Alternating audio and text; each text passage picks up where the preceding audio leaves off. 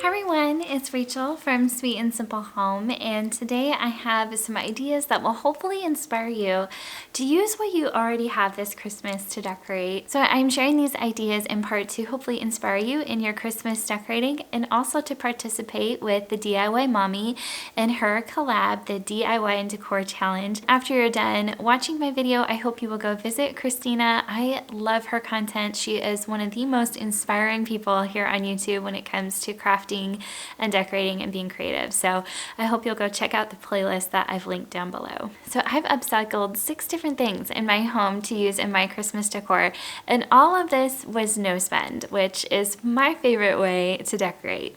So let's dive in.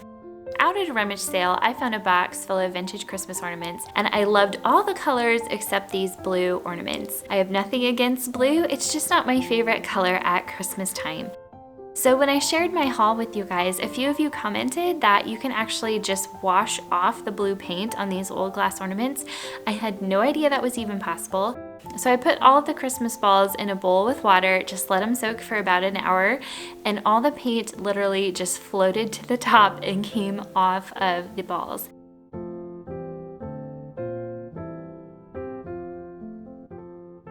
It left this really pretty silver color behind. They look gorgeous in a bowl or hanging on your Christmas tree. So you can take those ornaments that don't suit your color scheme and make them more neutral to fit really truly any decor because they have that silver underneath. I made a video recently sharing with you several different ways to use vintage decor in your Christmas decorating. I'll be sure to link to that video up here and down below if you're interested in that as well, because I love decorating with these vintage pieces.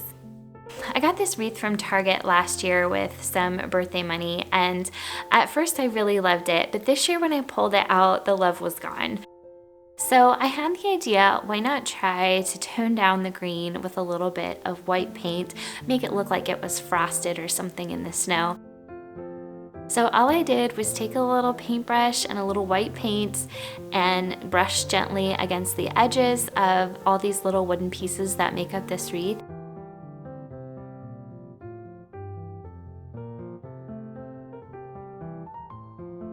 And it came out looking sort of frosted or having that vintage flocked type look that I'm really into.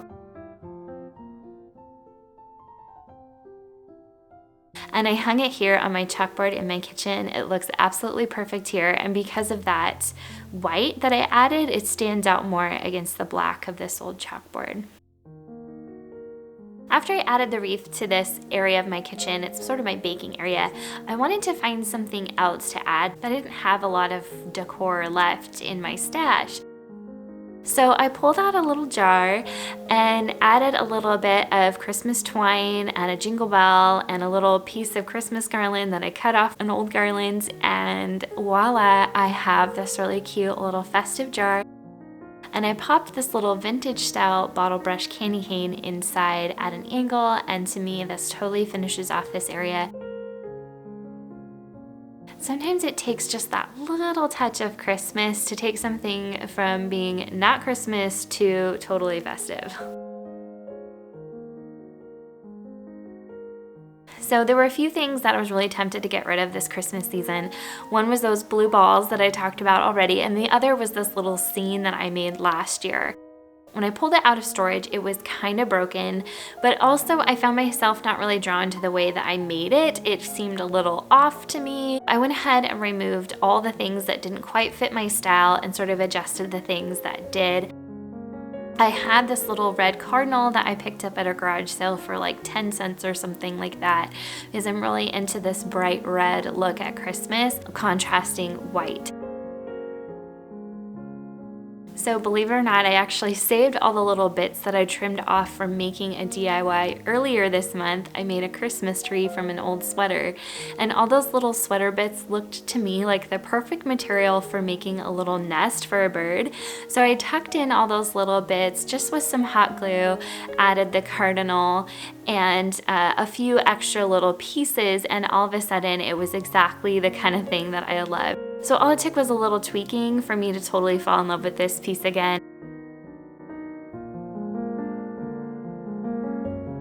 So these next two ideas I owe a thanks to my youngest son, Clive. He's 3 years old, and I spend a lot of time kind of playing on the floor with him. And we had pulled out this big tin of buttons that I got at an estate sale earlier this year. And we were just sorting and talking about colors and can you find a blue button, can you find a red button sort of activity. And it just sort of hit me, what if I made a little garland out of these buttons? And I pulled out some baker's twine that I had. This is just in my stash. I think it's originally from Target. And I used an embroidery thread needle, so it had that nice thick hole at the top for the baker's twine to go through. And I just literally threaded these buttons on, and I chose just cream or white shades and tried to use a variety of sizes.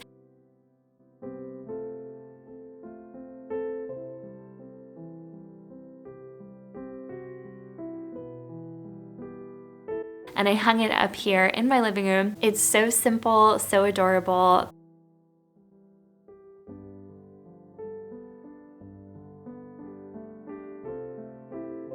This other inspiration came from playing with the Scrabble game with Clive. Obviously, he hasn't quite figured out how to play Scrabble yet, but he just loves looking through the tiles and finding different letters, and we spell his name and things like that. And it just came to me, what if I spelled out Merry Christmas? I see all the time on Pinterest really cute DIYs that people make with old Scrabble tiles. There's so many creative ways to use Scrabble tiles, but it can be as uncomplicated as spelling out Merry Christmas and propping them up on something. I actually had the perfect spot to place these tiles. I have this old vintage chalkboard hanging up in my kitchen.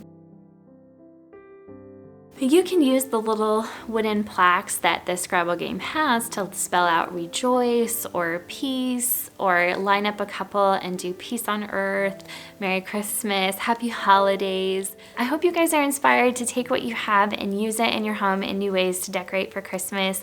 I know I love decorating this way. To me, it is just so fun to flex the creative muscles and find new and innovative ways to use what you already have. Instead of going out and buying a ton of new things, you can be creative with what you have and make your home beautiful.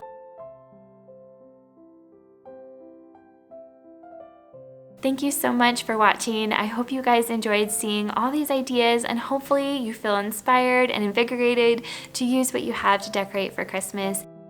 I do have my whole home decor tour coming your way on Monday, so be sure you're subscribed.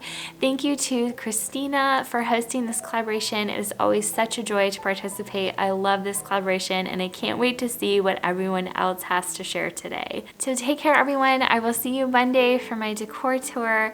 You all have a blessed Saturday, and I will be back with more soon. Bye!